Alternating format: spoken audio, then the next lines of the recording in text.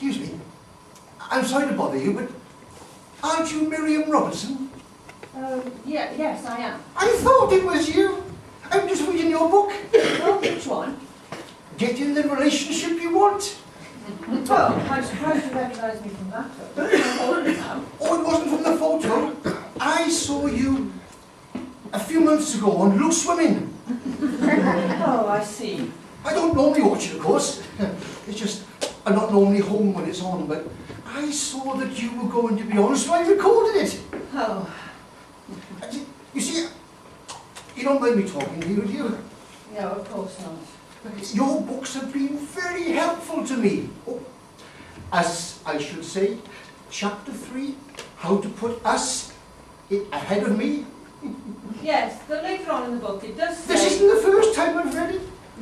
I read it every year. I always started on our wedding anniversary. You do? Well, yes. You see, there was a time when, well, things weren't so good between us, and if it wasn't for this book, we wouldn't have made it through. Oh, well, that's nice of you to say. You probably think that most of your readers are women, don't you? I mean, it's fair to say that certain bits of the book are written with that assumption in mind. But that's what I found so helpful, seeing things from a female point of view. It made me realise that some of the things I thought Marjorie, that's my wife, thought and felt, really weren't what she thought and felt at all. Well, that's usually the thing. It's usually a miscommunication. And when we sat down and really talked things through, we realised that we weren't so far apart after all. That's wonderful. In fact, it's not an exaggeration to say that this book saved our marriage. That's nice of you, but it's important to realise that it was you, the two of you, who did the work to save your marriage. My book just showed you how. And when I read that review, well, I don't mind telling you, it really made my blood boil. Review? In the Express, wasn't it? You called it glib, simplistic waffle, which reduces people to childish stereotypes. That was it, wasn't it? Something like that. I don't really remember. It's such a long time ago. And I don't take much notice of reviews. And well, you shouldn't, especially that one. Glib, simplistic waffle indeed. Saved our marriage, that book did.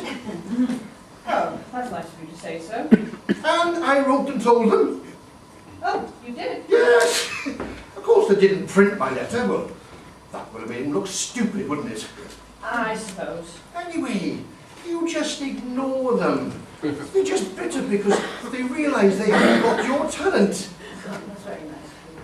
So, what's taking you to Sheffield, if you don't mind me asking? Something to do with work, is it? Yes, a book signing. Book signing? Yes, in the Waterstones in Meadowfield Centre, I think they said. Meadow Hall! I know it well. I'll bring Marjorie along. She'd be thrilled to see you. When is it? Tomorrow, 12 till 2. Oh, we'll be there. Does this mean you got a new book out? Yes, yes, I have. I didn't know that. Well, this one really is aimed at women. I've been advertised it in women's. What's it called? One is wonderful. How one can manage without a man. I don't understand. Well, my husband... Jeffrey? Geoffrey, yes. We're not together anymore. Why not? Well, I suppose it was a matter of lifestyle. I was always off on some book signing and some good something or other. And we spent so much time apart, and it's going to put a strain on the strongest of marriages. And he didn't really like the way I wrote about our marriage. Oh, but that was the best bit of it. It made everything so concrete, so specific. Yes, I thought so too. And it's as though I didn't ask his permission. Maybe it was the bit about you becoming impotent.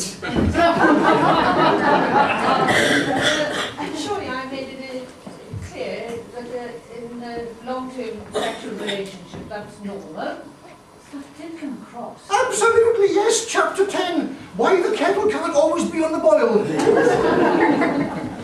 I didn't make it sound like there was anything wrong with him, did I? No, not at all. Well, what more does he want?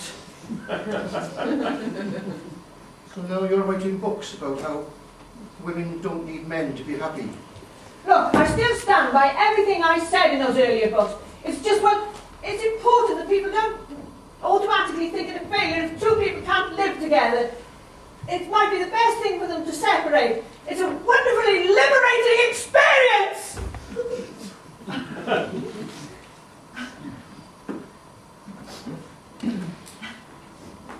Maybe I won't bring Marjorie.